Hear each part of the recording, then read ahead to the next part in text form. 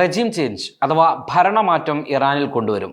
ഇറാന്റെ വിഷയത്തിൽ യുദ്ധത്തിന് ഇറങ്ങും മുൻപ് ഡൊണാൾഡ് ട്രംപ് തറപ്പിച്ച് പറഞ്ഞ കാര്യമാണിത്. എന്നാൽ യുദ്ധം തുടങ്ങിയതോടെ യഥാർത്ഥ റെജീം ചേഞ്ച് നടക്കാൻ സാധ്യതയുള്ള ഇടം ഇറാനല്ല, അതൊരു പക്ഷേ അമേരിക്കയിൽ ആവാം എന്ന സ്ഥിതിയാണ് ഇപ്പോഴുള്ളത്. യുദ്ധത്തിന് മുൻപ് ഇറാനിൽ വലിയ പ്രക്ഷോഭങ്ങളായിരുന്നു നടന്നത്. ഭരണവിരുദ്ധരായ ആളുകൾ ഖാംനെയിയുടെ ഭരണം അവസാനിപ്പിക്കണമെന്നാവശ്യപ്പെട്ട് തെരുവിൽ ഇറങ്ങി. യുദ്ധത്തിന് മുമ്പ് തന്നെ ഇറാൻ ആ സമരം അടിച്ചൊതുക്കി.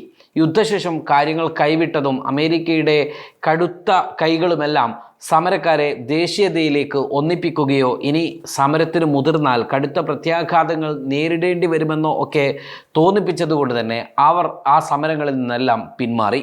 അതുകൊണ്ട് തന്നെ ഇറാനിലെ സമരം കെട്ടടങ്ങിയെന്ന് മാത്രമല്ല, ഭരണമാറ്റം സംഭവിച്ചതുമില്ല. എന്നാൽ അമേരിക്കയിൽ കാര്യങ്ങൾ അങ്ങനെയല്ല. അമേരിക്കയിലെ മിക്ക സംസ്ഥാനങ്ങളിലും നഗരങ്ങളിലും യുദ്ധത്തിന് ഒരു പ്ലാനുമില്ലാതെ പുറപ്പെട്ട ട്രംപിൻ്റെ രാജി ആവശ്യപ്പെട്ടുകൊണ്ടുള്ള തീക്ഷ്ണമായ സമരങ്ങൾ ഇപ്പോൾ നടക്കുകയാണ്. നോ കിങ് എന്നാണ് സമരത്തിന് അവർ പേരിട്ടിരിക്കുന്നത്.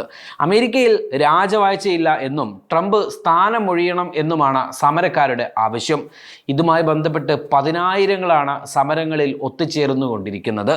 ഇത് റിപ്പബ്ലിക്കൻ പാർട്ടിയുടെ നെഞ്ചിടിപ്പ് കൂടി കൂട്ടിയിട്ടുണ്ട്. അമേരിക്കയിൽ ഇടക്കാല ഹിതപരിശോധന നടക്കാനിരിക്കുകയാണ്. റിപ്പബ്ലിക്കൻ പാർട്ടിക്കും അമേരിക്കൻ ഭരണവ്യവസ്ഥിതിക്കും അമേരിക്ക എന്ന രാജ്യത്തിൻ്റെ സൽപ്പേരിന്, എന്തിന് അമേരിക്കയുടെ ലോകമേൽക്കോയ്മക്കും വരെ ട്രംപ് ഒരു കനത്ത പരാജയമാണ് എന്നാണ് പൊതുവെയുള്ള വിലയിരുത്തൽ. ലോകരാജ്യങ്ങൾ ചൊൽപ്പടി നിൽക്കുന്നതായിരുന്നു ലോകരാജ്യങ്ങളുടെ മേൽ അമേരിക്കൻ അധീശത്വത്തിൻ്റെ അടയാളമായിരുന്ന വളരെ പ്രധാനപ്പെട്ട ഒരു കാര്യം. യൂറോപ്യൻ രാജ്യങ്ങൾ സഹായിക്കാൻ ഈ യുദ്ധവേളയിലും മുന്നോട്ട് വന്നില്ല. മുൻപ് ഇറാഖിലും അഫ്ഗാനിലുമൊക്കെ ബ്രിട്ടനും ജർമ്മനിയും ഫ്രാൻസും എന്ന് തുടങ്ങി പല രാജ്യങ്ങളും അമേരിക്കക്കൊപ്പം ചേരുന്നതും അതുവഴി അമേരിക്ക അതിൽ മേധാവിത്വം പുലർത്തുന്നതുമൊക്കെ നമ്മൾ കണ്ടിരുന്നതാണ്. എന്നാൽ ഇസ്രയേലും അമേരിക്കയും മാത്രമായി ഒരു യുദ്ധത്തിലേക്ക് ഇറങ്ങുമ്പോൾ സ്വാഭാവികമായിട്ടും ഈ രാജ്യങ്ങൾ ഇല്ല എന്ന് മാത്രമല്ല, പല നിലപാടുകളോടും ഈ രാജ്യങ്ങളൊക്കെ വിയോജിക്കുകയും ചെയ്യുകയാണ്. സ്വന്തം പാൽ കൊടുത്തു വളർത്തിയ നാറ്റോ എന്ന ഈ സൈനിക സഖ്യം പോലും ഈ സമയത്തും യുദ്ധമുന്നണിയിലേക്ക് ഇറങ്ങിയിട്ടില്ല എന്നത് നമ്മളിവിടെ ഓർക്കണം. ഇറാനിൽ നിന്നാണെങ്കിൽ അമേരിക്കക്ക് കനത്ത പ്രഹരമേൽക്കുകയും ചെയ്യുന്നു. ആശ്രിത രാജ്യങ്ങളായ അറബ് രാജ്യങ്ങളുടെ മേൽ കനത്ത ആക്രമണം ഇറാൻ നടത്തുന്നതോടെ അവർക്ക് നൽകിയ സുരക്ഷാ വാഗ്ദാനം നിറവേറ്റാനും അമേരിക്കക്ക് കഴിയാതെ വന്നതോടെ ഇനി അമേരിക്കയെ കൊണ്ട് എന്ത് സാധിക്കും എന്നൊരു ചിന്ത അറബ് ഭരണകൂടങ്ങളിലും അറബ് ജനതയിലും ഉടലെടുത്തിട്ടുണ്ട്. ആകെയുള്ളത് ഇസ്രയേൽ മാത്രമാണ്. അവരാണെങ്കിലോ ട്രംപിനെ നിരന്തരം തെറ്റിദ്ധരിപ്പിക്കുകയുമാണ്. ഒരു വാർത്താ സമ്മേളനത്തിൽ സ്വന്തം പ്രതിരോധ സെക്രട്ടറിയെ തള്ളിപ്പറയാൻ അല്ലെങ്കിൽ യുദ്ധ ഉത്തരവാദിത്വം അയാളുടെ മേൽ കെട്ടിവെക്കാൻ വരെ ട്രംപ് ശ്രമിച്ചത് ലോകം കണ്ടു. മൊസാദിൻ്റെ ഉറപ്പായിരുന്നു എടുത്തുചാട്ടത്തിൻ്റെ ആധാരമെന്ന് പിന്നീട് അമേരിക്കക്ക് മനസ്സിലായി. മുൻപ് അമേരിക്കയുടെ ഡിഫൻസ് മിനിസ്ട്രി എന്ന പേര് മാറ്റി വാർ മിനിസ്ട്രി എന്ന പേരിലേക്ക് അമേരിക്ക മാറ്റുന്നുണ്ട്.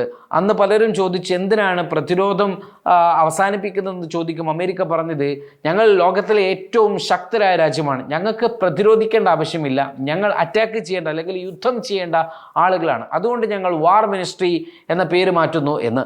എന്നാൽ ഈ വാർ മിനിസ്ട്രിയായി പേര് മാറ്റിയ ശേഷം നടന്ന ആദ്യത്തെ ഈ ഒരു യുദ്ധത്തിൽ അമേരിക്ക പതറുന്ന കാഴ്ചയാണ് ലോകം കണ്ടുകൊണ്ടിരിക്കുന്നത്.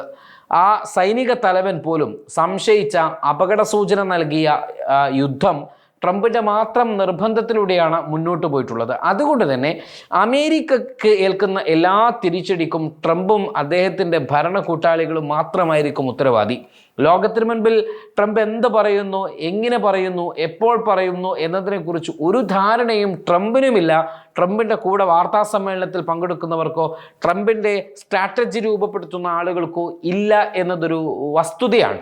ഒരു കോമാളി കണക്കെ പറഞ്ഞവ മാറ്റിപ്പറഞ്ഞും ഭീഷണിപ്പെടുത്തിയും മറ്റുമുള്ള നിരന്തരമായ പരിശ്രമങ്ങളെ ലോകം കളിയാക്കിയാണ് നോക്കിക്കാണുന്നത്. ഇതിലേക്കാണ് എപ്സ്റ്റീൻ ഫയൽ കൂടി വരുന്നത്. 2000-ലധികം തവണയാണ് എപ്സ്റ്റീൻ ഫയലിൽ ട്രംപിൻ്റെ പേരുള്ളത്.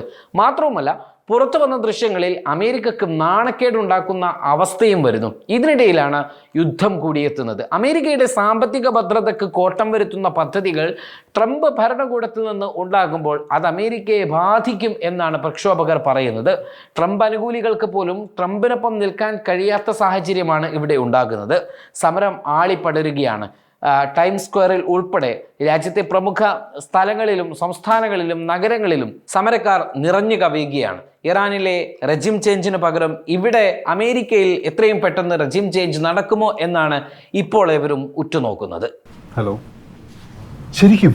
അതെ, ഇത് വിൽക്കുന്നില്ല. ചേട്ടൻ എന്താ ഈ പറയുന്നത്? ഈ മാല വിൽക്കാതെ ഇങ്ങനെ നമ്മുടെ കാര്യം നടക്കും? ഓരോ കുടുംബത്തിനും 25 ലക്ഷം രൂപ വരെ ഉമ്മൻചാണ്ടി സൗജന്യ ആരോഗ്യ ഇൻഷുറൻസ് പരിരക്ഷ. ഇത് UDF-ന്റെ ഇന്ദിരാ ഗ്യാരണ്ടി. കേരളം ജയിക്കും, UDF നയിക്കും.